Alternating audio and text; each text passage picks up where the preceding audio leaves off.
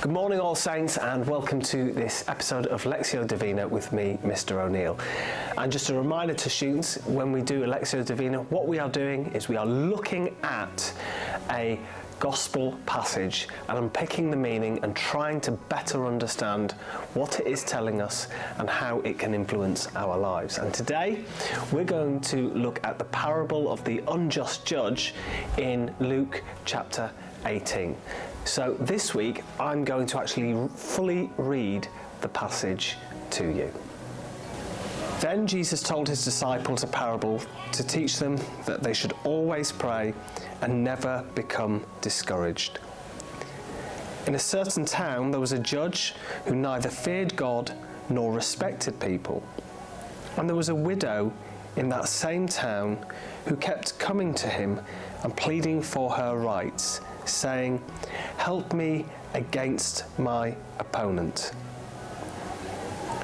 For a long time the judge refused to act, but at last he said to himself, "Even though I don't fear God or respect people, yet because of all the trouble this widow is giving me, I will see to it that she gets her rights. If I don't, she will keep coming, and finally it will wear me out." And the Lord continued, "Listen to what that corrupt judge said. Now, will God not judge in favour of his own people who cry to him day and night for help? Will he be slow to help them? I tell you, he will judge in their favour and do it quickly. But will the Son of Man find faith on earth when he comes?" As with any Lectio Divina, it's important to pick out some parts of the passage that are important. And I just want us to pause for a moment and reflect on the line where the widow says, "Help me against my opponent."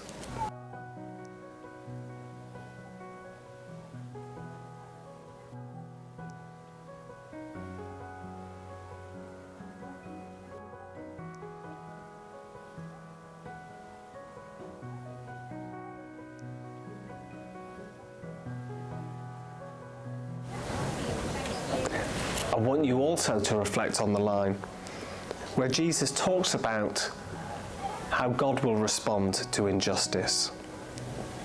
I tell you, he will judge in their favour and do it quickly.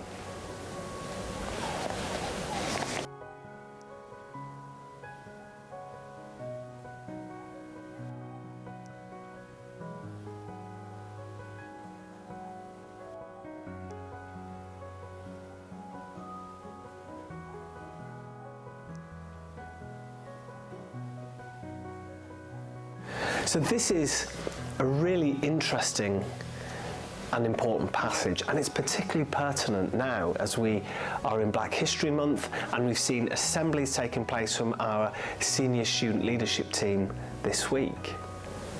We have a situation where you've got a widow who is going to see a judge about a problem that she's having.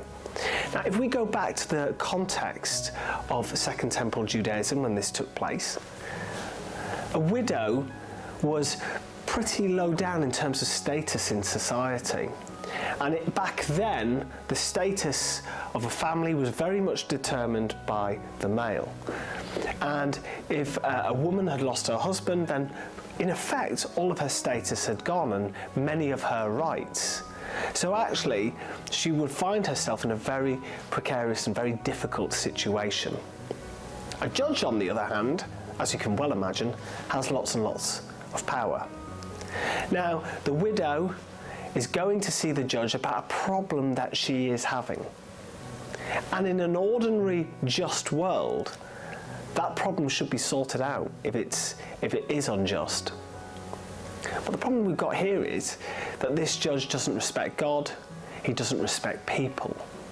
He's selfish, it's all about him. And he only decides to intervene in the end because he's finding the widow annoying and he just wants her to go away. He's not considering the issue that she's got or the problems that she's facing. It's all about him.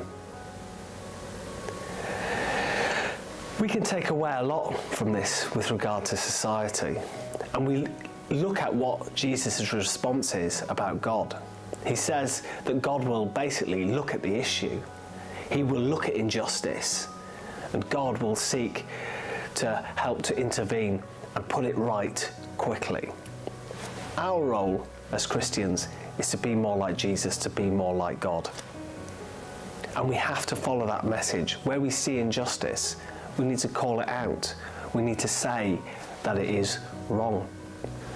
This book here is what we call the mission of our school, and it was agreed by governors several years ago. And there are 3 parts to our mission.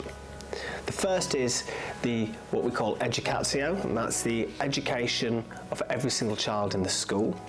The second is the formatio, the formation and development of all children in our school. But the third part is called the Eusticia Socialis, which in Latin means social justice. And this is our commitment as a school, as part of our mission, to social justice. And I'm just going to read out a couple of bits from this so that you understand what we are trying to achieve as a school.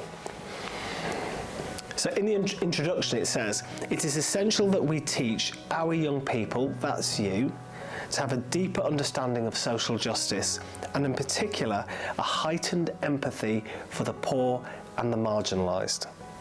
This is the message of the gospel.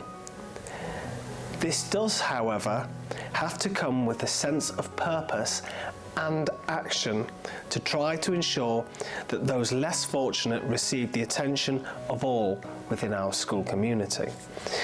So there's a lot of information that's in this, but there's one part that talks about human dignity. A major factor in understanding social justice is also having concern for human dignity. At All Saints, through teaching in religious education and formatio, students will come to have a deep appreciation for one another and also the dignity of humanity. The Catechism of the Catholic Church is clear when it states, "Being in the image of God is being the human individual." So as a school, this is really important to us. And in that story, we see that the widow is not treated with human dignity by society that she lived in, but also by the judge.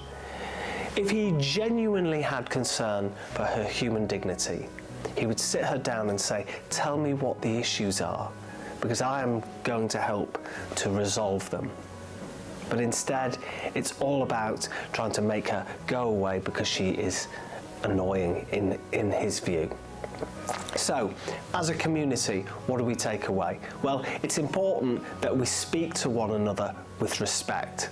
Now, that should really be a very, very easy thing to do. But I want you to consider, have you recently said something to someone that was hurtful? Have you said something to someone that really was dismissive? Well, that's not speaking to someone with respect. That's not treating them with dignity. And actually, that's what I want you to focus on in this next week. Genuinely thinking about how you value and treat other people who are in your classrooms, who are in your form classes, or who you come across in the playground. Have a fantastic week, All Saints.